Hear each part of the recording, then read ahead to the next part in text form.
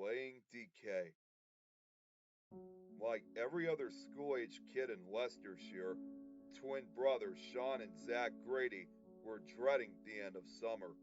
It was Labor Day, and they only had a few more afternoons of freedom before their first day of the sixth grade. They had already spent their allowance and exhausted every possible avenue of fun at the carnival that weekend. Their parents' jobs demanded they work the holiday. Dad at the gas station, Mom at the laundromat, so the two brothers rambled around town, free to do as they pleased. "Let's go to the comic shop," said Sean, the smaller of the two fraternal twins, as he and his brother strode down a quiet street on the town's south side, far from the annual parade that had just begun. They passed the empty husks of former shoe factories as they walked the weed-infested sidewalk. "It's closed," said Zach.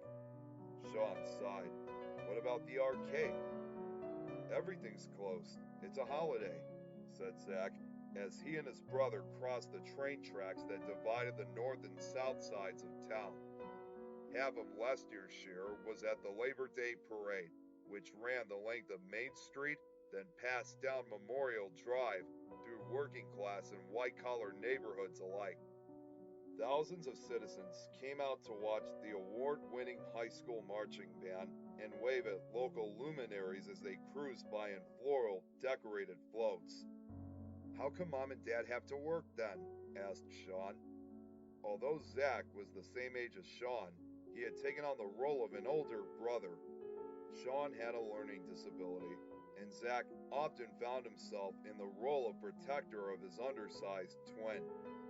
Zach was already becoming aware of the social strata of Leicestershire and his family's place in it. "'Cause Mom and Dad have shitty jobs, that's why." As they ventured further into the town's north side, the houses became larger, the lawns more thoughtfully manicured. They passed the hospital and the town's old high school and stopped outside of Coleman's funeral home. It was an attractive, well-kept building. A clean shade of white with blue shutters and doors with copper trim. "They got real dead bodies in there?"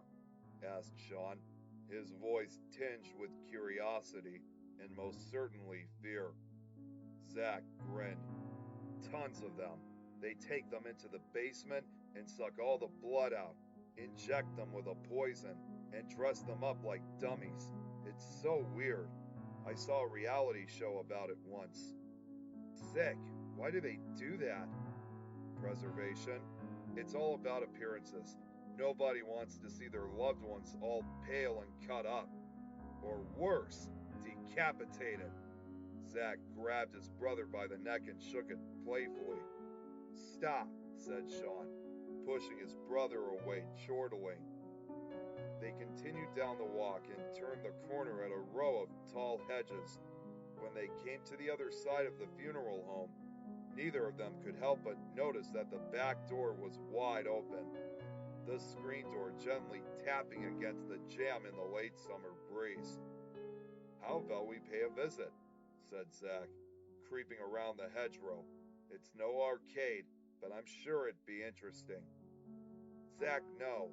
What are you doing?" "Don't be a pussy. Don't you want to see what they do with the bodies? The freak show?" Sean shook his head. "Somebody's gonna see us." "Everyone's at the parade, man. You think they're in there primping up bodies while everyone else is out having fun? They probably just stuff them into the freezer and turn up the chiller extra high for the day. Come on." Zach laughed to himself. Sean reluctantly followed Zach, scanning the area around the funeral home, making sure no one was watching. They went up to the door and peeked through the screen. A long hallway with a rich navy blue carpet and white satin curtains lay ahead. Several small lamps lined the wall, bathing the hallway in a soft yellow glow. There was no one around, no footsteps, voices, nor sounds of any kind. "Let's go," whispered Zach. He slowly pulled open the screen and tiptoed into the hallway. Sean followed close behind. As they wandered into the funeral parlor, they were surprised to find that it did not reek of rotting flesh, like some kids at school had said, but had a rather benign smell, something more akin to a church. The place was solemn but had an air of class about it. At the end of the hallway was a long rectangular room that contained rows of chairs. A lectern faced the chair audience, and beside the lectern, raised upon a decorative metal rack, lay an elegant closed casket. There it is, Sean gasped. Shh, quiet. Zack grabbed his brother by the arm and practically dragged him down the center aisle, pausing before the prayer bench. The twin boys crept onto and perched upon the bench, hovering over the dark mahogany casket lid. Does it just come open? Asked Sean, trembling. I'm not sure, replied Zack, feeling the smooth lid of the burial vessel. They nervously felt around for a latch or grip to open the top portion of the lid. After some tinkering, Zack managed to pop it open an inch, pausing to take in his brother's expression. On three, said Zack. One, began Sean. Two, three, the boys said in unison. They flipped the lid open and revealed an empty casket. God damn it, exclaimed Zack, immediately cupping his own mouth at his outburst. It sure is a nice one, though, replied Sean, quietly content that corpses lay elsewhere.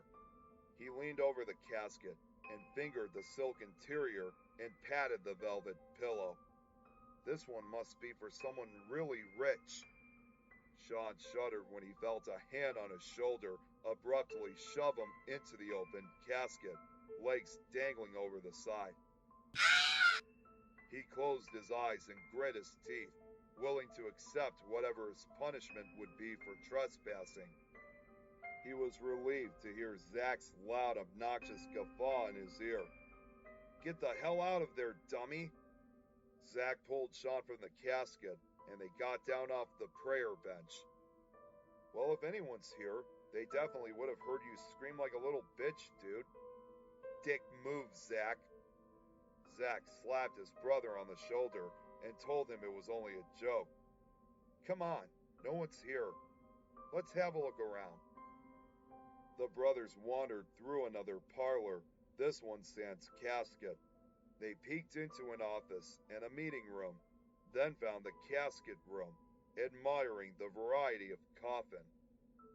What do you think these are for? Asked Sean as he knocked two metal urns together. The lid slipped off one and a small plume of dust wafted into the air. What are you doing? Said Zack, giggling and coughing from the dust. Those are urns. You just dumped a bit of someone's cremated body onto the rug. Sean looked down at the streak of dust on the rug. He picked up the lid and gently placed it back on the urn before returning it to the shelf. Gross. What it tastes like?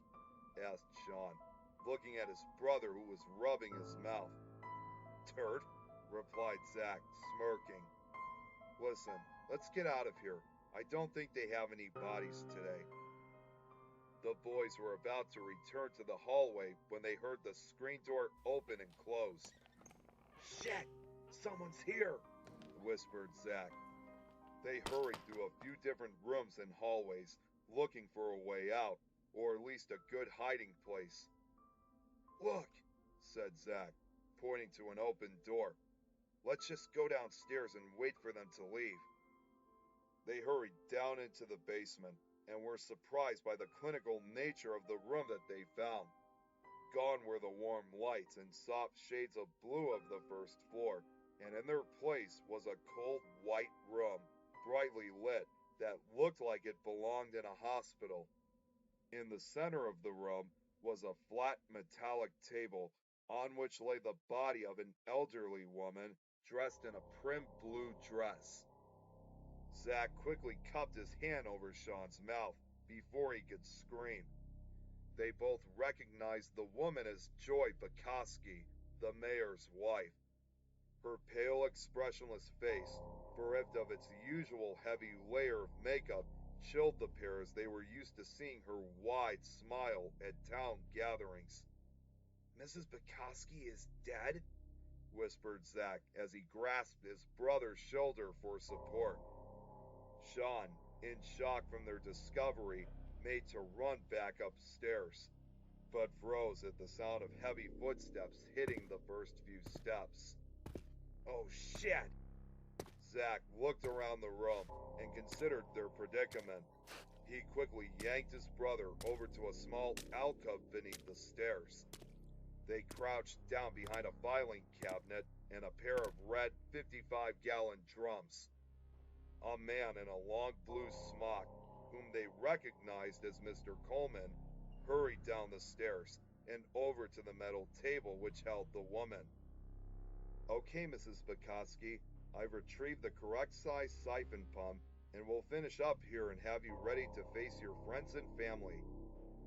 Zach and Sean watched with unsettling curiosity as the undertaker turned on the pump and attached it to a hose, which fed into a clear glass cylinder.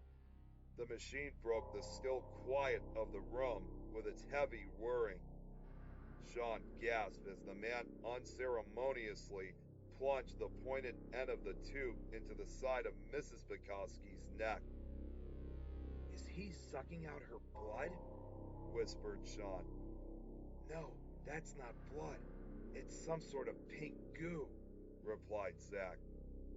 The pump made such a racket that they had no trouble conversing in low whispers. "Oh, nasty. It looks like her face is turning into a prune," said Sean. He laughed to himself as Zach grabbed his own mouth, gagging at the grotesque scene before them. Mr. Coleman filled the cylinder with the pink sludge and poked and prodded at different veins and arteries of the old woman's body. Zach, transfixed by the scene, accidentally knocked a spigot from one of the concealing barrels. It clanked on the floor, causing the man to look up from his task. Both boys immediately ducked down as Mr. Coleman turned the pump off. They crouched and listened for approaching footsteps, dreading their discovery. Eventually, after a few moments of nervous silence, they heard what sounded like the undertaker returning to his work. The boys looked at each other, relieved that they hadn't been spotted, and again peered over the barrels. They watched Mr. Coleman remove the now full container and replace it with a cylinder filled with a dark fluid. Zach and Sean were speechless at the specter of the withered woman, who now looked utterly unfamiliar to their eyes. Her skin was taut to her skull and bones. The man changed his latex gloves, placed a different hose on the new cylinder, and again jammed it into Mrs. Bukowski's neck. When he turned on the pump, however, something wasn't quite right. The crimson liquid began spurting out onto Mrs. Bukowski's face and even onto Mr. Coleman's mask and glasses. He rushed to correct his error, then wiped his brow, relieved to see the liquid returning to the body. "My apologies, Mrs. Bukowski," said Mr. Coleman. "Is that blood?" whispered Sean. "Aren't they supposed to be sucking it out and not putting it back in?" "Yeah, that looks like blood," replied Zach. "This doesn't make sense." Next, Mr. Coleman pulled out a long, slim wire from a spool beside the table. He ran it through the woman's nose and throughout the different cavities of her face. "I can't watch. Tell me when it's over," said Sean, nauseated. He covered his eyes and turned his head as Mrs. Bukowski's face contorted to the shape of the wire. When Mr. Coleman had finished wiring the woman's face and pumping the red liquid back into her body, he cleaned up his work area and retrieved a mask connected to a gas tank. He straightened Mrs. Bukowski's blue dress. snapping various buttons back up, and placed the mask over her face. The Undertaker then turned the release on the gas tank. Zack nudged his brother. Sean reluctantly uncovered his face and watched Mr. Coleman pump Mrs. Bukowski full of some type of gas. When the corpse abruptly sat up, both boys gasped. But the Undertaker seemed not to hear, as he was busy trying to wrangle her body back down onto the table. Zack covered Sean's mouth, as he knew his brother was about to scream. Sean bit down on his brother's hand as they watched Mr. Coleman restrain the elderly woman to the table. "Mrs. Bukowski, your treatment is over. You are coming to," stated Mr. Coleman calmly to the flailing octogenarian. Eventually, the woman sat up of her own accord. The boys were astonished, as they had witnessed Mrs. Bukowski go from pale and corpse-like to a withered, empty husk, and now she looked to be back to her normal, everyday self. "What? But she was," said Sean, trembling. As if he were seeing out a client at a beauty salon, Mr. Coleman gave the old woman her heavy blazer and a hand mirror. She examined herself. "Well, I do feel much better now, Robert. Yesterday I looked like death itself." "Yes, madame, I'm not just patting my own back," replied Mr. Coleman. "You already look 20 years younger." "Hand me my pocketbook, Robert. I'll have to write you a check this month," said Mrs. Bukowski. She wrote in the amount of his exorbitant fee while he retrieved her shoes. "Are we still set for my special annual treatment next month, dear?" "Yes, ma'am. I will receive my Guatemalan shipment mid-month." Mrs. Bukowski stood with assistance from Mr. Coleman, still wobbly from the after effects of her treatment. "Robert, how often have you been seeing Julia Wheeler? She has been looking more supple than normal. You aren't giving her my special treatment, are you?" Mr. Coleman smirked. "Oh, no, Mrs. Bukowski. You are my best client and my first priority." "I'm sure, Robert. Thank you very much." The Undertaker assisted the old woman to the stairs and past the hidden twin boys.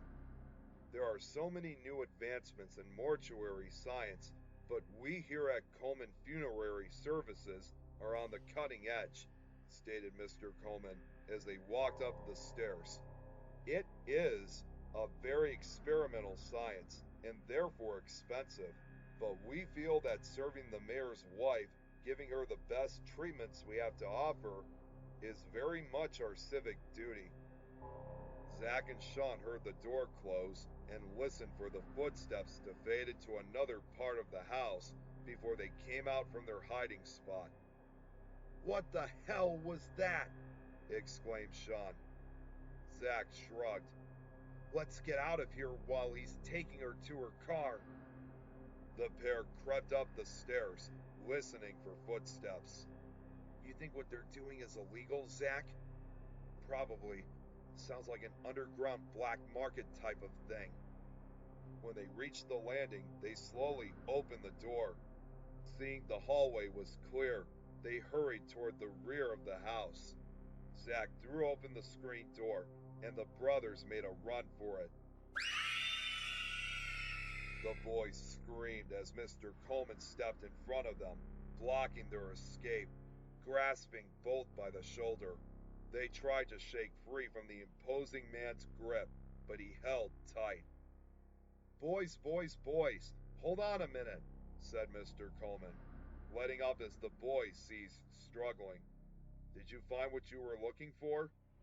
"Well, what do you mean, sir?" asked Zack, trembling. "Trying to catch a glimpse of the recently deceased?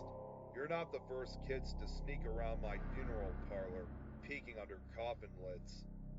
The boys looked at each other, sure that they hadn't been spotted during their upstairs exploration. "We're sorry, sir. Please don't tell our parents," said Zack, relieved that the Undertaker had not seemed to notice their basement voyeurism. "Oh, I won't," replied the man, reaching into his pocket as the boy shied away. Hey, aren't you Ethel Grady's grandsons? Sean nodded meekly. Mr. Coleman removed a business card and handed it to Zach. You just give your grandmother this card and have her call me, and we'll forget about your little intrusion. Zach pocketed the business card as the man stepped away and the boys instinctively ran. As they headed for the safety of home, they passed by dozens of familiar faces leaving the parade and wondered how many more of Leicestershire's elite were partaking in Coleman Funeral Home's special treatments.